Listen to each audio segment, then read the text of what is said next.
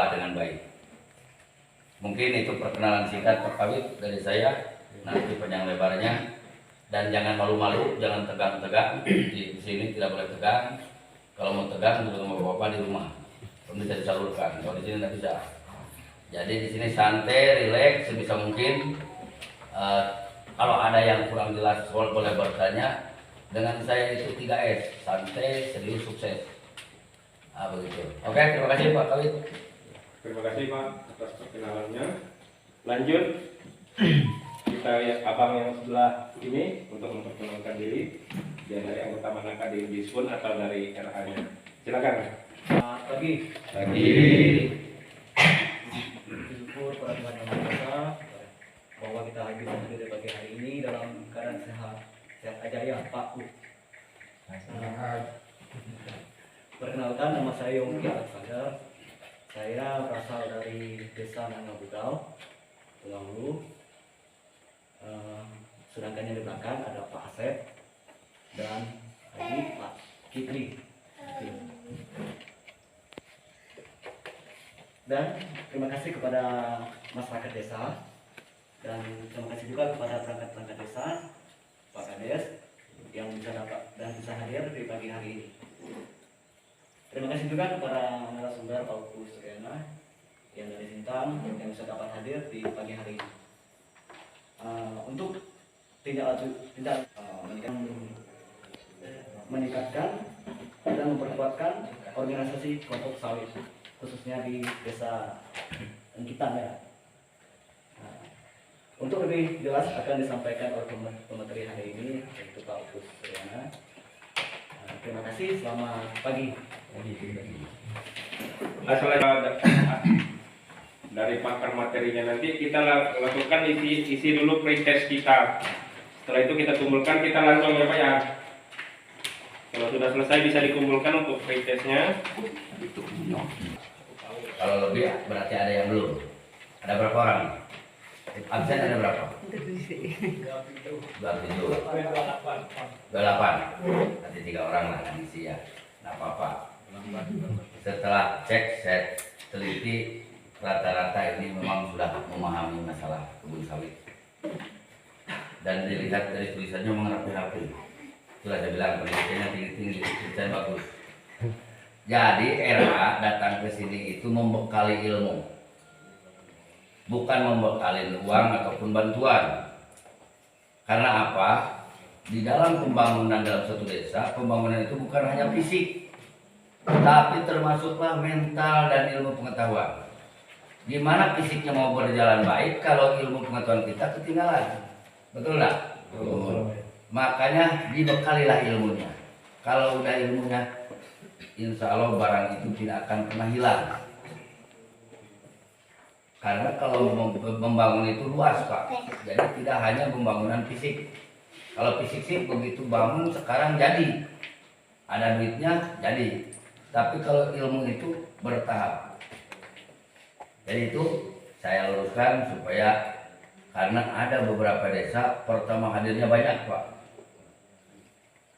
Setelah pulang bubar, bisik-bisik nampaknya dikira diundang dapat uang saku katanya.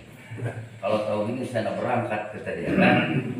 Nah, dah tahu Bapak itu kalau saya datang ke sini biaya banyak hanya untuk Bapak. Saya tidak mengharapkan apa-apa, kan begitu. Sebenarnya kalau minta saya minta ongkos ke Bapak. Oh terbalik si Bapak yang mau diongkosin saya. Kan begitu ya? Iya. Nah, itu ada. Mudah-mudahan yang tidak ada yang punya pikiran begitu. Makanya Bapak rela mengorbankan yang biasa kerja harian di sawit, Bapak datang ke sini. Demi apa? Demi masa depan Bapak-Bapak. Dan ada lagi di dalam satu desa yang tadinya sedikit katanya begitu datang uang makan pun tak kebagian Pak. Saking semangatnya, luar biasa. Nah, di sini tadi Pak Kawit cerita naik turun frekuensinya. Kadang banyak yang hadir, kadang merata, kadang turun.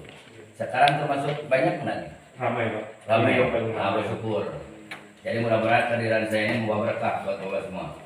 Jawaban Bapak, Ibu semuanya ini sudah benar. Tidak akan mendapatkan hasil yang optimal. Jadi sekarang niatinnya jangan seperti itu.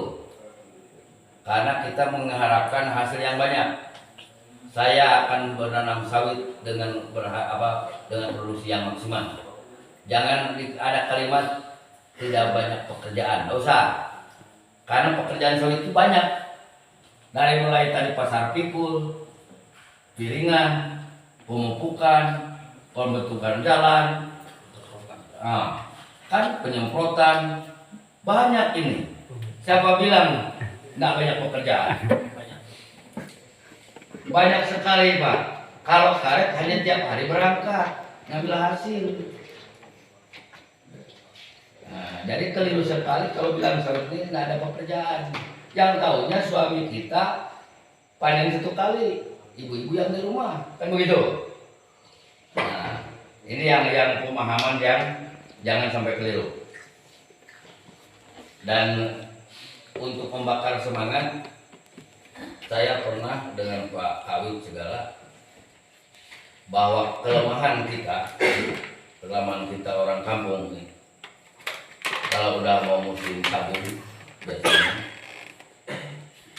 nggak ada modal, nawarkan tanah yang pinggir jalan, ditawarkan kan, lalu orang lain yang jual, yang beli, kita kebagiannya jauh-jauh dari jalan.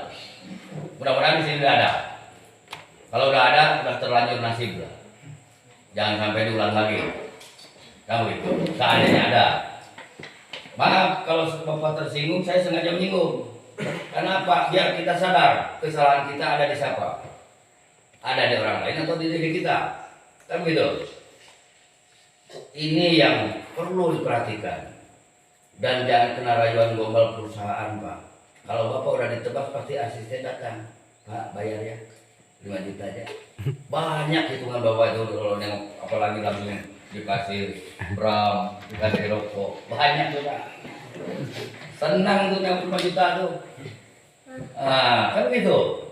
Dengan senang hati dapat bayaran, langsung minum, beli arak, ngajak kawan, ketawa-ketawa. Kan? Begitu. Ini sekedar ilustrasi dulu.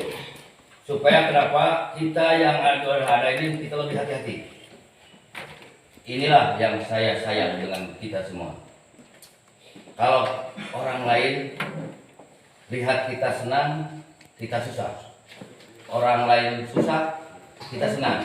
Jangan seperti itu. Dalam satu desa walaupun beberapa dusun, kalau ditelusuri pasti satu keluarga. Betul nggak? Nggak ada orang lain Pak di desa ini. Semua kita saudara. Siapa bilang Bapak ini dengan ini? Pasti ada ujung-ujungnya sepupu 2 kali atau apa. Dalam satu desa itu pasti saudara semua. Betul tak? Betul. Tidak ada orang lain. Salah satu contoh, kalau nebas, kalau gawe kumpul, pasti semuanya bekanak, semuanya adik-beradik. Maaf saya sambil ngomong rokok, santai ya Pak ya. Itu nebas, tinggal lemparkan biji karet. Nebas lagi di sana, lemparkan biji durian. Kan gitu. Pas giliran orang kesini, itu aku Pak. Tuh tandanya aku bah yang nanam. Macam itu kan. Nah, kalau sekarang kita kan hanya tinggal warisan. Kalau orang tuanya yang dulu-dulunya rajin, pasti banyak tanahnya. Kalau sekarang kan kita mau beladang pun udah ada, udah nggak boleh HTI lah. Udah ada undang-undang nggak boleh bakar lah. Kebanyakan aturan. Nah, makanya yang paling gawat di masa sekarang adalah penjajahan ekonomi. Kalau melawan musuh gampang Pak, kalau ekonomi tidak nampak. Itulah saya bilang, saya bukan anti perusahaan. Perusahaan datang ke sini diiming-iming 5 juta Pak 1 hektar. Itu kan penjajahan ekonomi. Bapak kalau udah dijual tanahnya, selesai. Nengok kayu besar-besar. Kalau di perusahaan 1 menit selesai. Betul tak? Betul. Selesai Pak. Kita hanya nengok, wah kayu besar-besar, napas dulu ditarik. Kalau saya tidak mampu nebas. Nenek moyang kita dulu di sini Pak, perjuangan besar-besar lagi kayu sudah bukan daripada itu kecil ini. Bapak yang nanam kok. Kalau dulu nenek-nenek kita tuh tidak pernah nanam, tapi kalau gede-gede dia bisa hidup, bisa berladang. Nah, kan begitu. Nggak ada yang ujuk-ujuk bagus. Ini yang perlu dipertimbangkan dan menjadi perhatian. Karena bagaimanapun dari kita inilah berangkatnya. Jangan kesalahan 2 kali. Jangan terulang. Nanti kalau udah selesai itu biasanya nyalahkan perangkat desa lah, tokoh adat lah, disalahkan semua gara-gara sekolah tuh. Nah, kan begitu biasanya. Mudah-mudahan di sini enggak. Jadi telusuri kesalahan itu ada di mana. Kuncinya kita kok mau ngasihkan menggunakan kita. Nggak ada orang lain. Jadi jangan saling menyalahkan. Nah, bersyukur Pak Kawit ini walaupun udah tua masih semangat membina bapak-bapak. Nah ini. Mungkin kerampak saya ngomongnya, tapi demi kebaikan. Saya suka dengan orang kerampak. Kenapa? Jangan sampai saudara-saudara jadi sengsara. Kan begitu. Nah, jadi jangan dilihat orang kerampak ini baik. Justru dia itu mempunyai wawasan yang luas, yang tinggi. Nah itu, ini umpamanya, tapi Pak Kawit nggak kerampak kan? Enggak.